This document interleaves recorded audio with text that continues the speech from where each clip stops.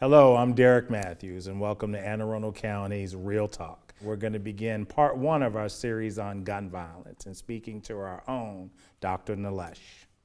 Doctor, how you doing? I'm good, Derek. Good to have you. I'm excited to have you.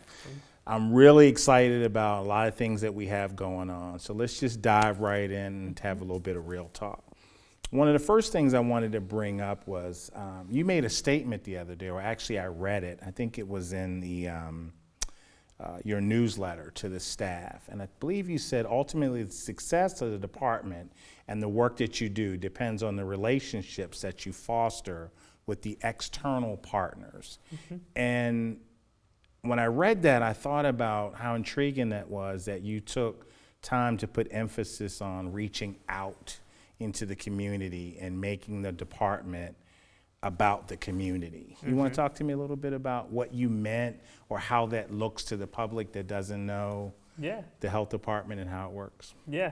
So our job as the health department is to promote and protect the health of the residents of Anne Arundel County. Okay. But most people don't spend their time thinking about health, right? Correct. In fact, they'd rather not. Correct. They'd rather just be well and go on with their day. Correct.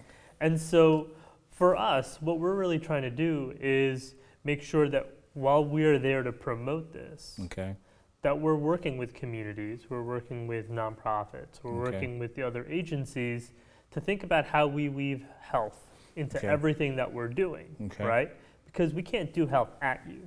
Correct. It's got to be embedded in how we live. Correct. And I think a really good example of that is thinking about our waterways, right? Absolutely. Now, we talk a lot about that. Correct. Right?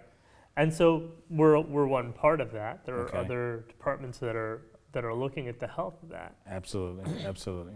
But in order to keep those waterways healthy, what we eat healthy, being able to have recreation, we have to work with everybody. We have to work with those communities, with agencies, with nonprofits. Sure. That's a really good example of what that looks like to partner across the entire community.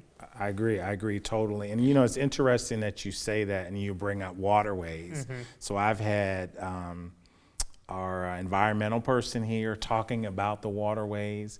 A few weeks ago, I had our transportation director, and now here you sit from health, and everybody has brought up the community and the environment and the importance of the two going hand in hand. So this is spot on for where we want it to be. Yeah. Now, I really wanted to take a little stab at today, just touching the surface on some things that are going on special within your office, and that's related to gun violence. I know that you have a different approach, that we're going to be looking at gun violence from a different lens, if you will. Not only we're going to involve the community, I guess, at some point, but talk to me a little bit about this effort that you're going to be overseeing as it relates to gun violence and how we're going to look at it. Yeah. I think the one thing, if you take away anything, it's that gun violence is a public health problem. Right. And the reason we say that is that people are dying and being injured by guns, right? Sure. And that's what we do in health. We try to prevent exactly those sort of things. Okay. And when we look back on our discussion, whether in the county, the state, or the country, it gets really polarized into this conversation around guns, more or less. Right? And that's not really the point. The point is we want people to be safe and healthy. Right. So if we ask a different question, we get a different set of solutions as we talk about this. Correct. And so when we look at what we've done in this county just in the past year, we've had a really open and diverse set of conversations around gun violence. The county executive put together that task force that throughout 2019 brought together community members, advocacy groups on every side of the issue. Correct. Agencies and county government, nonprofits. And we really had a really rich discussion about just the different perspectives on what we could do to be safer as a county. And what's going to happen in 2020 is the health department is going to take charge of implementing those recommendations and pulling together a diverse group of agencies to make that happen. And that's the public health approach. It says, what are the different ways we can attack a problem? Sure. Right? what are the ways we can think of it, not just from a health standpoint, but what about social services? Right? Yeah. What are the services that somebody might need to reduce the rate of gun violence? Okay. What about mental health? Okay. Right? What are the mental health services that would help somebody who might think about using a gun to commit suicide? Sure. What about fire and EMS? How can they promote safety? Okay. Right?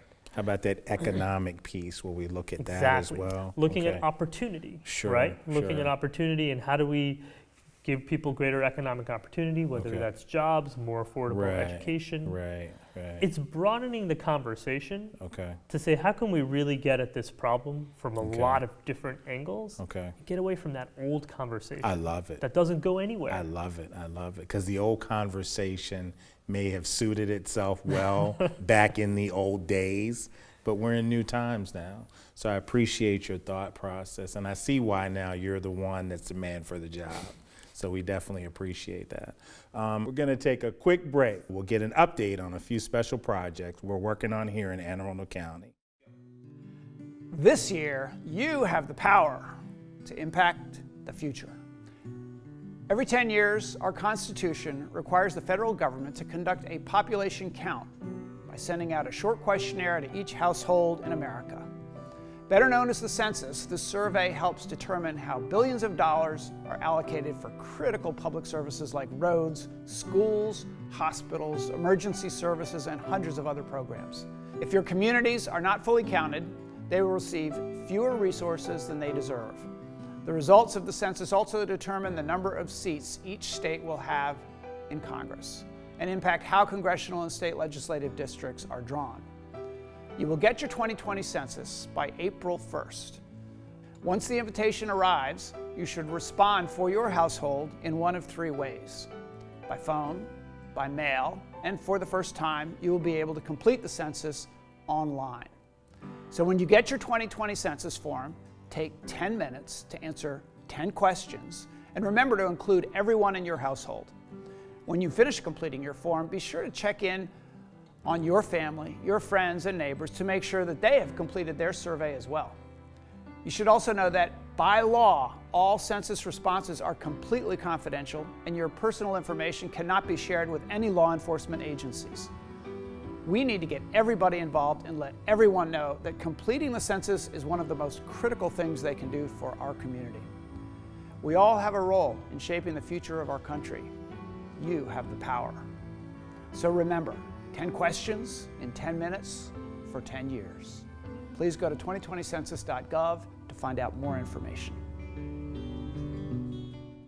I also know that your agency, you guys are about 800 deep, if you will. That Yep. includes about your doctors, your counselors, your nurses, so what's it like in the day in the life of being the head public health officer? What's that look like?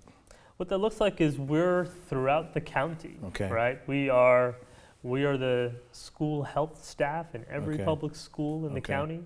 Okay. We are environmental health, protecting our waters, Okay. the food in the county, Okay.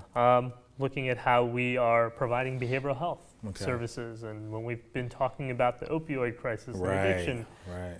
that falls. We'll definitely come back and talk about that one kind of separate from Yes. gun violence, but all those pieces ultimately for the community. I know our county executive now has gone with the slogan of best place for all. And I think, Yes. that all, even as he's taken it from the Pledge of Allegiance, if you will, really gives us a new conversation vehicle because we start making sure that everyone's included. And I love the concept. Exactly. So we'll make today the first of a kind of kickoff series. As your project goes along, what I'd like to do is have you come back and we'll kind of dissect it or peel it back a little bit like a banana and kind of share with our folks kind of what's going on so they can track now the actions that are beginning to put in place after a year of making these recommendations. Sound fair? That sounds great. I I'm look looking forward to it. Thank you, Doctor. Appreciate Derek. it. Ladies and gentlemen, that'll wrap up this week's edition of Real Talk. You can catch this episode and archive episodes online at any time on Facebook or YouTube or simply by searching Arundel TV. I'm your host, Derek Matthews, and thank you for watching Real Talk.